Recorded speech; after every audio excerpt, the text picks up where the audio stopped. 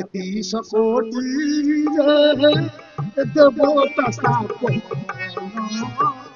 ओ माता ठारे बुझी चुनुदत्रे हस्त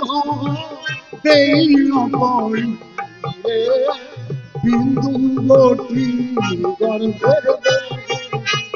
यही कोई मानवता को बंद करी परिबा जाकू 33 कोटी देवा देवी कहउछंती गोमाता विराट शक्ति मन रखिथबो जो गाई जा घरे अछि से जति सेवन करी से चाटी ताटी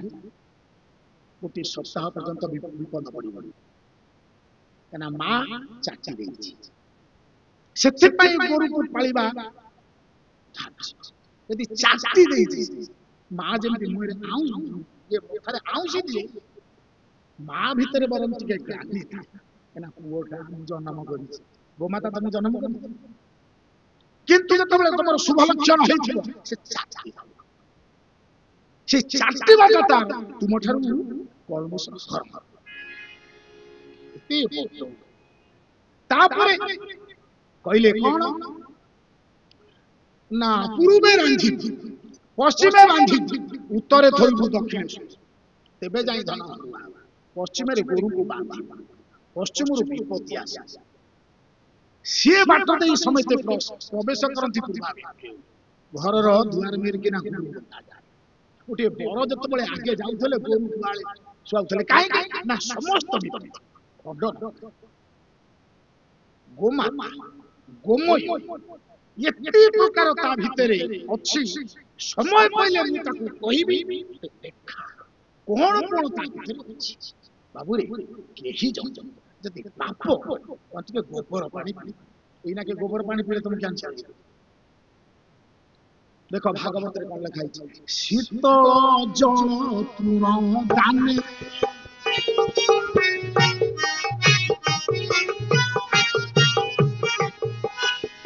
शीतल जल तृण दाने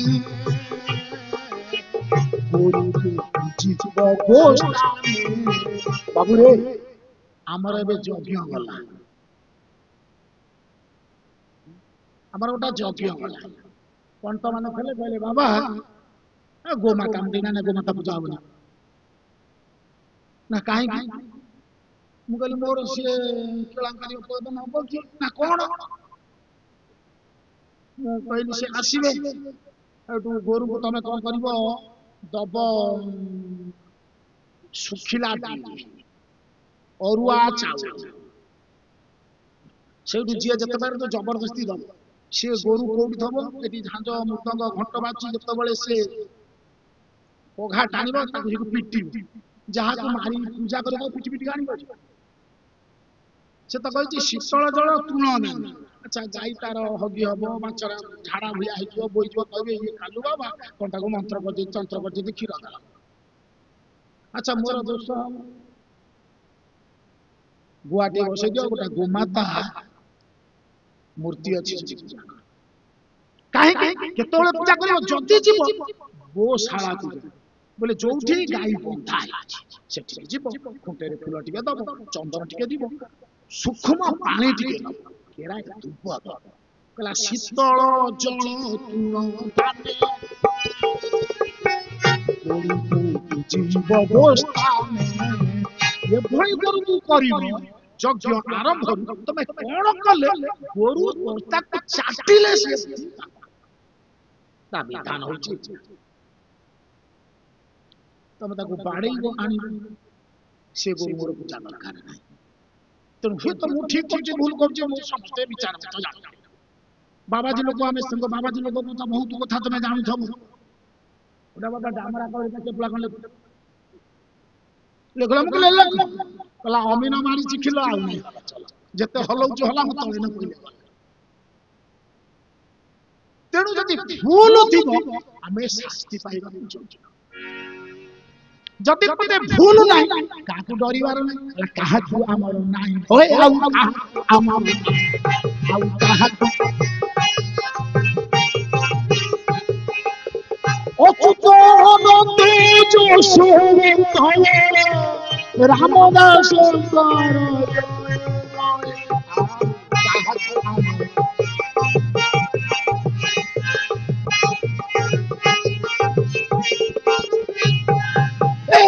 সাথী দয়া ছোমার প্রার্থনা পিতা মাতা পাদে কইল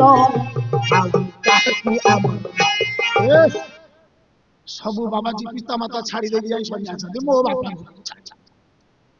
ମୁଁ ସନ୍ନ୍ୟାସୀ ହେଲେ ମଧ୍ୟ ଦିନ ସନ୍ନ୍ୟାସୀ ହେଲେ ମଧ୍ୟ ମୁଁ ରହେ ବାପା ମା ଠାରୁ ଗୁରୁ ବ୍ରାହ୍ମଣ ପିତା ମାତା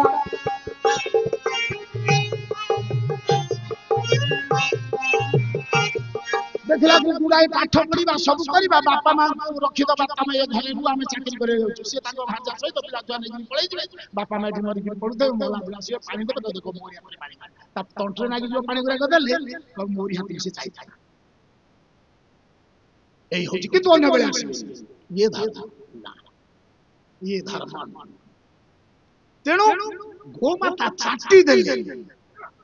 ଆଉ କଣ କରିବ ନା ତା ଯୋଉ ଏଇ ଗୋଳା এই যে গোড়াটা আছে আমার ভিতরে হচ্ছে ভেন তোমার যে চিপি পুরো না ফোনে চিপি তাদের এমনি রেখা রেখা সব হয়েছে সে রেখা গোটা করে গেলে হবনি আমার ভিতরে হচ্ছে তুমি দেখিছো সাধু সন্ত কଣ করতে বইতে যে অতি পাগলা ভଳିଆ ହେଇଛି বাবারে ଆଉ କଣ କରିବି ଚୁଲିରେ ପାଣି ବସିଲା ମୁଁ କଣ କରିବି ତୁ ଆଇଲି ଆଜ୍ଞା ଘରେ ପା ଚାଉଳ ନାହିଁ ଡାଲି ନାହିଁ ପାଣି ବସ ଶୁଣିଥ ପାଣି ବସା ଦେଖିବ ଆସିବ ଇଏ କାନରେ ହାତ କରିକି କୋଉରେ ଖାଲି ଚିପିକି ଜୋରେ ଧରିଲେ ଗୋଟା ଶଗଡ଼ ଗାଡ଼ି ଆସି ପହଞ୍ଚିବ ଇରେ କିଏ ନା ମତେ ବାକି ଗୋଟେ କହିଲା ତୁ ତୀରନ୍ତ ନେଇକି ଯା ସେଠି ନହେଲେ ତୋତେ ଦଣ୍ଡ ହବ ଆମର ହାତରେ ସେଇ ଅଛି ଚେତରେ ମନ ଚେତେ କଲା କର୍ମ ହସ୍ତେ ରହିଛି କର୍ମ ରହିଛି ସବୁର ହାତେ ଯୋଡି ଖାଉ ଏ କର ସେଥିପାଇଁ ଦେଖିଛ ଆଷ୍ଟ୍ରୋଲୋଜର ମାନେ ରେଖା କରି ଲୋକ କଣ ହେଇଥିବ ଏ ରେଖାର ମାହାତ୍ମ୍ୟ ଏଇ ବୋଳାରେ তুমি ଏମିତି ଆଉଁସ ସେ ଗାଈ ସେ କଣ କହ ଏମିତି ଦେଖେଇଦେବ ଯଦି ମୁଣ୍ଡ ହଲେଇଲା ତମ ପାଇଁ ବିପଦ କାଇଁ ମନା କରୁଛି ତୁ ଏଭଳିଆ ପାପିଷ୍ଟ ଯଦି ଏମିତି ଆଉଁସିକି କଣ କରିବ ତାର ଏଇଠିକି ନା ଏମିତି ଏମିତି କରିବ ସେ ସ୍ଥିର କିନା ଆରମ୍ଭ କରିବ ତମକୁ ଚାରିଟା ଗୋମାତାର ଲକ୍ଷ୍ୟ ଆଉ ମନେ ରଖ ଏତିକ ଯିଏ କରିବ ଜୀବନରେ ତାର ବ୍ଲଡ କାହିଁକି ନା ସାଇନ୍ଟିଫିକ ରିଜନ ତେଣୁ ଇଏ ପୁଅ ଗୋ ସେବା କରୁଛନ୍ତି ଚାଟିବାର ଫଳ କଣ ଦେଖ କାଳିଆ ହେଲେ ମଧ୍ୟ ତେଜସ୍ୱୀ ତେଣୁ ଗୋମାତା କାହିଁକି ବାବୁରେ ଯୋଉ ଗୋମୟ ଶୀତଳ ଜଳ ତୁଣ ଧାନେ ଜୀବ ଗୋସ୍ଥାନ ବାବୁରେ ଗାଈ ଭଲ ଘାସ ତା ପାଇଁ ଘାସ ଆଉ ଥଣ୍ଡା ବୋଲେ ନର୍ମାଲ ପାଣି ତାକୁ ଖାଇଲେ ଖାଲି ଉତ୍କୃଷ୍ଟ ଘାସ ସେ ଖାଉଛି ତା ପେଟରେ ଗୋଟେ କମ୍ପୋଷ୍ଟ ଅଛି ଆମ ପେଟରେ ଯୋଉ ପାକସ୍ଥଳୀ ଅଛି ସେ ସମ୍ପୂର୍ଣ୍ଣ ତା ଭିତରେ କଣ ତା ଭିତରେ ଶେଷା ରହିବ ବା ପାକସ୍ଥଳୀରେ ଯୋଉ ଲାଳଟା ରହିବ ସେ ମିଶିକରି ଗୋଟେ ବିରାଟ କମ୍ପୋଷ୍ଟ ଅଛି ତାକୁ ଯଦି ଟେଳାଏ ଖାଇଦବ ତମ କିଡନୀ ଫେଲ ହବ ସାଇଣ୍ଟିଫିକ ରିଜନ ମୁଁ ତା ପ୍ରମାଣ ଦେବି ଲେଖା ଅଛି କିଡନୀ ଫେଲ ହବ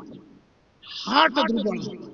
ପେଟର ବ୍ୟାଧି ହବ ଚର୍ମଗତ ରୋଗ ହବ ସେଇ କାରଣ ଗୋବର ପାଣି ପିଇଲେ ତ ପାପ ଧୋତ ହେଇଯିବ ଅର୍ଥାତ ପାପ କାହାକୁ କୁହାଯାଏ ପାପ ହଉଛି ବ୍ୟାଧି ମଣିଷର ଶତ୍ରୁ ବଡ ଶତ୍ରୁ ହଉଛି ବ୍ୟାଧି ବାବୁରେ ମହାପୁରୁଷ ଲେଖିଥିଲେ ଗୋଟେ ମାଳିକା ଇଏ ମାଳିକା କାର ମାନେ ସବୁ କହୁଛନ୍ତି ମୁଁ କହିଲି ପାଠ ପଢ ବୁଦ୍ଧି ଆଉ ହୁଅ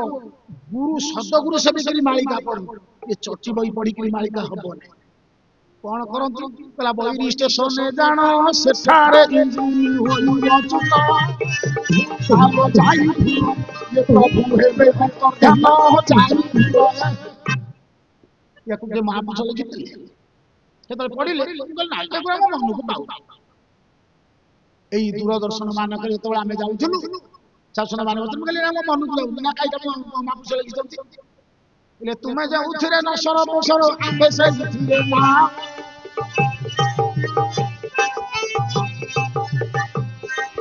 ତୁମକୁ ଯେ କଥା ଉଖାଡୁ ଲାଗିବ ଆମେ ସେ କଥା କହୁନୁ।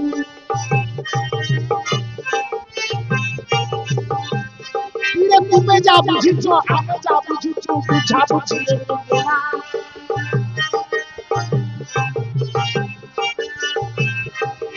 ତୁମ ଆଖି ଅଛି ମୋ ଆଖି ଅଛି ଆଖି କାଉଁଟିଏ ଆରେ ମହାପୁରୁଷ ତ ଆକୁ ଲେଖି ନା ଆଉ ଦେଖୁନାହାନ୍ତି ଯାଇଥିଲେ ମାଳିକାରେ କେତେ ଲେଖା ହେଇଛି। ଓକିଲ ବାବୁ ବଡ ବଡ ପାଠୁଆ ଆମେ ତ ବେଶୀ ପାଠ ପଢିନୁ କୋଉ ଡିକ୍ସନାରୀ ଶିଖା ଫାଦର ମାନେ ଥିଲା ବାପା ପାଠ ପଢିଥିଲେ ଡ୍ୟାଡ ବୋଲି କହୁଥିବ ସ୍ପୋକନ ବୋଲେ ମୃତ୍ୟୁ ଶବ ବାପା ହଉଛି ଶବ ମା କିଏ ନା ମମ୍ ମିଶର ସଭ୍ୟତାର ସମାଧିକୁ କୁହାଯାଏ ମା। ତେଣୁ ଆମ ମା ବାପା ଏଭଳିଆ ହେଲେ ପିଲାଠାରୁ ମା ବାପା ଆଉ ମା ବାକ୍ୟକୁ ସେ ଯୋଗ୍ୟ କାହିଁକି ମହାପୁରୁଷ ଲେଖିଛନ୍ତି। ମହାପୁରୁଷ କହିଲେ କଣ କଥା ହେଲେ ଯୋନି ଜନ୍ମା ହୋଇ କେହି ନ ଜନ୍ମିବେ ଯୋନି ଭୂତାସ ଜନନୀ ବୋଲି ଗୋଟିଏ ନଥିବ ଚିରୁଗୁଣି ଯୋନି ଦେଶ ଜନ୍ମ ହବ ସେ ଜନନୀ ହବ ଇଏ ପୁଅ ହବ କଳିରେ ନାହିଁ ସବୁ ଚିରା ହେଇଥିବ। ତେଣୁ ସେ କେମିତି ତାକୁ ଡାକିବେ ମା ଆଉ ବାପା। ତେଣୁ ଦେଖନ୍ତୁ କେମିତି ବିଲାତି ମଞ୍ଜି କହିବାର କଥା ଯେ ଆମ ଭିତରେ କୋଉ ଭଳିଆ ରହି କହୁଥିଲି ଆମ ଗୋମାତା କଥା ଯେ 33 କୋଟି ଦେବତାଙ୍କ ଭିତରେ ଅଛନ୍ତି ସିଏ ଖାଉଥିଲେ। ବର୍ତ୍ତମାନ ଆମେ ଲୋଭରେ ପଡି ତାକୁ ଚୋକଡ଼ ପିଡିଆ ଦଉଛେ ଯଦି କ୍ଷୀର ଦେଲାନି ତାକୁ ଗୋଟେ ବେଲା ମିଳି। ଆଚ୍ଛା ଯଦି ମା ତମ ଠାରୁ ଯେତେବେଳେ କ୍ଷୀର ଦଉଥିଲା ତାଠି କରିଥିଲା ଇଞ୍ଜେକ୍ସନ କ୍ଷୀର ଭୋଗ ମା ତମେ ଯେତେବେଳେ କ୍ଷୀର ତାର ହଉନଥିଲା ଯାଅ ଯୋଉ ମାର କ୍ଷୀର ଟିକେ ଶୁଖିଲା ତାକୁ ପିଡିଆ ଖାଇବାକୁ ଦେଇଥାଉ ଭିଟାମିନ ଖାଇବାକୁ ଦେଇଥାଉ। ଆମ ମା ଗୋମାତା ତାଙ୍କୁ ତମେ ଇଞ୍ଜେକ୍ସନ ପଡିବ ବେଲା ମିଳି ଗୁଳାଇ ଦବ ବାବୁରେ ଦେଖ ଆମ ଧର୍ମ କେମିତି ଜାଗ୍ରତ ହବ। ଗୋଟା ଛୋଟ ଛୁଆ ତା ମା ପାଖରୁ କ୍ଷୀର ଖାଉଥିବ ଯେ ପାଟିରେ ନଗେଇ ଦବ ଦେଖିବ ଆମ ଗୋମାତା ମା ଯେତେବେଳେ କ୍ଷୀର ପିଲାକୁ କ୍ଷୀର ଦଉଥିବ ତା ପଛକୁ କେମିତି ଆଉ ଭଞ୍ଜ ସାହିତ୍ୟ ଗୋଟା ଅଛି ଯେ ମା ଠାରୁ ଛୁଆ କ୍ଷୀର ଖାଉଥିବ ତେଣେ ବାପା ଆଉଥିବ ବାପାକୁ ଟିକେ ଟେରେଇ ଚାହିଁଦବ କ୍ଷୀର ଟିକେ ବୋହି ଯାଉଥିବ ଆଉ ଗୋଟିଏ ହାତ ତା ମାର ବକ୍ଷ ଉପରେ ରଖିଥିବ ଛୁଆ ମା ତା ପଛକୁ ଆଉଁସୁଥିବ। ଇଏ କି ବାତ୍ସଲ୍ୟ ଭଞ୍ଜ ସାହିତ୍ୟରେ ଲେଖା ଅଛି ସମୟ ନାହିଁ ସେ ବାବୁରେ। ତେଣୁ ଯୋଉ ମା ସେତେବେଳେ ଯଦି ମା ଠାରୁ ଗୋଟେ ଛୁଆକୁ ଟାଣି ନେଇଯିବ ସେ ମା କରିବ କଣ ଜାଣିଛ କୋଉ ଭଳିଆ ଆତ୍ମାକୁ ବାବା। ତେଣୁ ଏଠି ଯେତେବେଳେ ଗୋମାତା ତା ଛୁଆକୁ କ୍ଷୀର ଦଉଛି ମନୁଷ୍ୟ ଛୋଟ ଛୁଆ ବାଛୁରୀ ଯେତେବେଳେ କ୍ଷୀର ଖାଇ ଜାଣିଥାଏ ସେ ତା ପଢାକୁ ମୁଣ୍ଡିଆ ଟିକେ ମାରିବ ସେଇ ଯୋଉ ମୁଣ୍ଡିଆରେ ମା ବାତ୍ସଲ୍ୟରେ ତା କ୍ଷୀରର ଶିରା ଯୋଉ ଆସି ତାକୁ ଠିକ ଓଜାଡ଼ିଲେ ମଣିଷଟେ ମୁଣ୍ଡିଆ ଛୁଆଟାକୁ ଟାଣି ନେଇଛି ତାକୁ ବନ୍ଦ କରିପାରିବ। ତାହେଲେ ଗୋମାତା କେମିତି ରକ୍ଷା ହବ। ଆମେ ପା ଲୋଭୀ। ଆଚ୍ଛା ସେ ନେଲେ ହଉ ଯଦି ତାକୁ ନେଇଗଲେ ସେ ଛୁଆକୁ ହଉ ହେଲେ ତାକୁ କଣ କରିବି ତା ଧର୍ମ ତା ବିଚାର କରି ଆମ ତୁମ ଭାଷାରେ ଯାହା କୁହାଯାଇଥିଲା ତାକୁ ବଳ ତା କୋଷତନ୍ତ୍ରକୁ ଛେଦନ ସେ ବଳ ତୁମକୁ ଜୀବନ ସାରା ପୋଷି ତାକୁ ବାଡେଇଲ ପିଟିଲ ମଣ କଲ ମାଟି ତାଡିଲା ମଞ୍ଜି ତମେ ବୁଣିଲ ଦାନା ତମକୁ ଦେଲା ଯେତେବେଳେ ଆଉ କର୍ତ୍ତବ୍ୟ କରି ପାରିଲାନି ଆଉ ଆକୁ ରଖିଲେ ତମର କଣ କ୍ଷତି ହେଇଥାନ୍ତା। ତାକୁ ଦିନ କଣ ଟିକେ ଦେଇଥାନ୍ତା ଖାଇଥାନ୍ତା ତୁମ ଘରେ ଯଦି ସେ ଯାଇଥାନ୍ତା ତମ ସପ୍ତପୁରୁଷ ଉଦ୍ଧାର ତାକୁ କାନ୍ଧରେ ନେଇ ଯାଇଥାନ୍ତ ତାହା କଲନି କଂସେଇକି ଡାକିକିରି ଦେଇଦେଲ। ସିଏ କଣ କଲା କାଶି କଂସେଇ ନେଇ କୋଉ ପାଇଁ ଦେଲା ସେ କଣ ହଳ କରିବ ସେ କାହିଁ ତମକୁ କିଣିକି ଦେଲା ସିଏ ଜୀବନ ସାରା ତମକୁ ପୋଷିଲା ये हृदय तुम पशिची जीवन सारा से जे पशिची आ करि पाइलानी तमे ताकू 150 टका को बिक्री कर देबा से 150 टका कथा कहबो से 150 टका घर द्वार करि परिबे किंतु ताकू जते बड़े नहीं हसई तो काटी दे तुमको जी पोषुला तुमे ताकू 150 टका बिक्री देबो से ताकू नहीं काटिला तो काटिला ता मांस गुराक तम आनंद मांस बापा हेतिलो पर कहथली बापा ए आइन का तुम उठो पाइबो तम पारिबे नहीं कोन ना कोर्ट कचेरी सब राय दे दैछि चिड़िया खाना तार स्वतंत्र लाइसेंस अछि कोटा हबो मांस सेठी कोटा जगह रे पुपुड़ी धान प्रथमे से पिपुड़ी धारू को हमें बंद करले कोन हबो तबे जते से पिपुड़ी के मारिबो गामासी से कर से आउ को बाटे जांगी सेई गुड़ भरी पखरे लागि किंतु तुमे जति चिंता करो पिपुड़ी त कर जा मु जदी गुड़ भरी को स्थानांतरित कर दे आउ पिपुड़ी लागिबे तुमे जदी लाइसेंस बंद कर दो आउ गोरु काटी तुमे जदी हमु सब बाजा रे बाबा जी माने जो छंती जो कीर्तन करू से तो कहते गोटा भल गोरु छाड़ कौन करिवे से कहि तमे जते कहबो गो माता की रक्षा हबो पार्टी रे कहबो बोला कथनी पार परणी नाही ये परणी थिले बा कथनी नाही ये दिलो से कथनी बबा ला परणी लोक ई हबरे चिता तेणु ये तो बजेबे निश्चित ताकू यदि बंद करिबो नै एइटा को तबे जो प्लास्टिक रे बाहर केते सुंदर बाजी हम ठुकु आसीथले बाजा वाला ताकर देखिबो बे सब प्लास्टिक रहउची भलो बाजी ताले छालो खाइ पारि एपटे के जदि बेल्ट पिटी गला जोता पिटी गला से चमड़ा ठाकुर पाखु को जीव अच्छा ये जो बाजा बजे तो चमड़ा छालो ये केमति गला मनुष्य स्वार्थ मनुष्य के स्वार्थ ए विचार जितबे तुम अनुभव तुम्हें अनुभवर मनीष किंतु हमर अनुभव हला बाबूरी हम जो गोबर टिके खाइला हम आ गोटा मूत्र चिकित्सा से जो गो ताकू जदि तुमे प्रतिदिन खई रे ओगोसा गुड़े दब खाइब जीवन में ईशन क्रिया हम थायराइड हम ठंडा व्याधि हम हमर गृह चिकित्सा बाबू रे तमे कोन करिबो भल शरीर सब टिके गोमूत्र टिके लेपिलो कोन सी चर्म रोग होबनी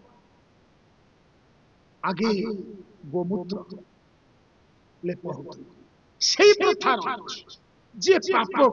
गोटे चांद्राण प्राश्चित कर्म हुए पंचगव्य साइंटिफिक रीजन रे माने रख ये पंचगव्य काहा कुआ जाय गोमूत्र गोमय दधि घृत ये सब पांचटा गाय देखिबो मुंडरे कंचा क्षीर दही मुरे माइले जा मूत्र चर्म रोग हटे गोमय अंतरीय व्याधि हटे जो माने ब्राह्मण डाक पंचगव्य भूतत्व विचार करी गायत्री करी ताकू अभिमंत्रण करी देतु पी एई ना के पीले तमरो एलर्जी होबो इन्फेक्शन होबो जो काहे ना गाय की तमे दउचो अच्छा देवता जे 33 कोटी देवता हमें जहा को मानु 33 कोटी देवता जहा पे अछन ताकू तमे सुकुआ पानी दउचो ओइठा तोरानी दउचो तमे जा खाइ सारिबो सब तारी गुंडरे खाइ दउचो जो थे पोको सालू सालू होतो सेई मेंदु को तमे तम ठाकुर को दियो तम अविचार अविद्या तमे केमिति दउचो सेटा कोन करि पारि आम गो माता हमें भलो सुस्त घास भलो रे भगवान जहा को जहा करिछ आमे आम देर लोम बेसी ଭଗବାନ ଆମେ ଏଇ ଯୋଉ ଶୀତରେ ଆମେ ଥରୁଛେ, କିନ୍ତୁ ଭଗବାନ ତାଙ୍କୁ ଏଭଳିଆ କରିଦେଇଛନ୍ତି, ତାଙ୍କୁ ବ୍ୟାଧି ହବନି, ଶୀତ କରିବନି। ଶୀତ ତାପ ନିୟନ୍ତ୍ରଣ ରଖିଛି, ତାଙ୍କ ଉପରେ ଗୋଟିଏ ରେଶମ ବା ଚର୍ମ ଉପରେ କେତୋଟି ଲୋମ ଢାଙ୍କା ହେଇଛି। ସିଏ କଣ କରିବେ?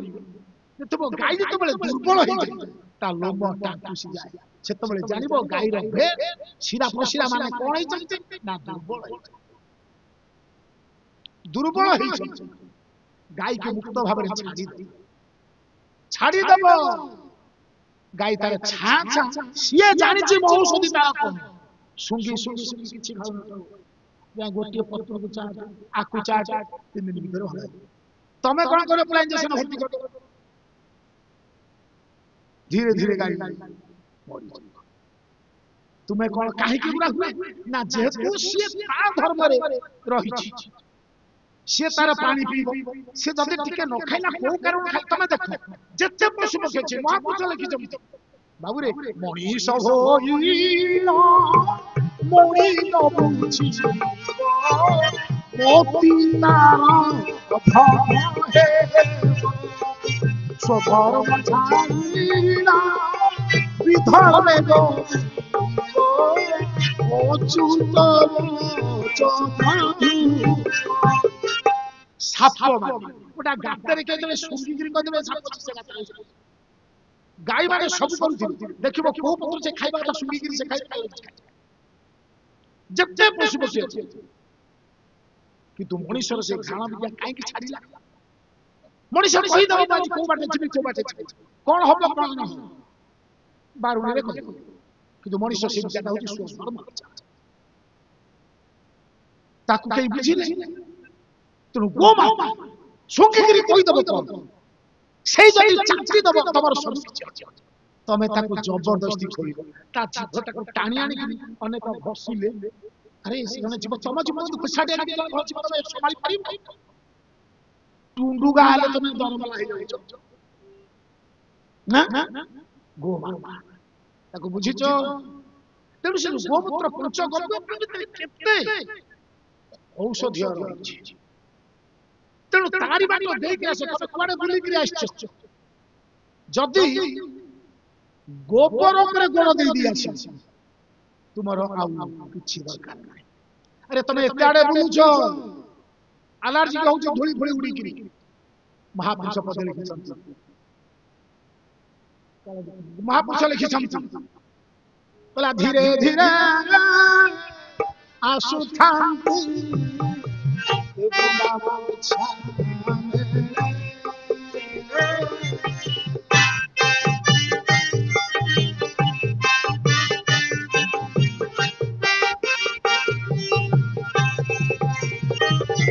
ଆଉ ଗୋବିନ୍ଦ ଗୋଧୂଳି ଗମନ।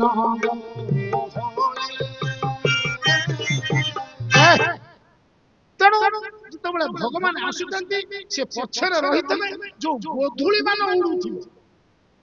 ତୁମେ କେବେ ଥରେ ଅନୁଭବ କର। ତମକୁ ଥଣ୍ଡା ଜୋରେ ହେଇଥିବ,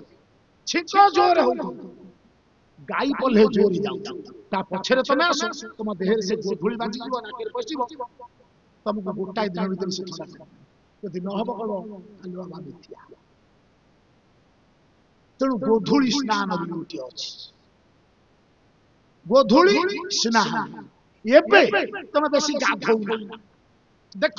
ପାଳକ କଥା, ତମେ ବେଶୀ ଗାଧଉନା, କାହିଁକି ନା ଶୀତ ଦିନ ଥଣ୍ଡା। କିନ୍ତୁ ପୁରା କାଳରେ ବିଦ୍ୟା ଋଷିମୁନି ମାନେ କଣ କରିଥିଲେ ତାକୁ ତମେ ଏବେ ବୁଝିବ। ପ୍ରବଚନ ତ ବହୁତ ହଉଛି, କିନ୍ତୁ ଆମେ କେମିତି କୋଉ କଥା ଜାଣିଲେ ଆମ ସ୍ୱଧର୍ମ ରକ୍ଷା ହବ, ଆମ ଜୀବନ ରକ୍ଷା ହବ, ସେ କଥା ଆମେ ବୁଝିଛ ତ। ଭଗବାନ ଆମକୁ 6ଟା ଋତୁ ଦେଇଛନ୍ତି, 12ଟା ମାସ। ଖରା ଦିନେ କଣ କହିଲେ ବାବୁରେ, ପୋଳା ପିଇବୁ, ଖରାରେ ଚାଲିବୁ, ନିଆଁରେ ଚାଲିବୁ। ଯୋଉ ତମ ଝାମ ଜୋରେ ଖରା, ନିଆଁରେ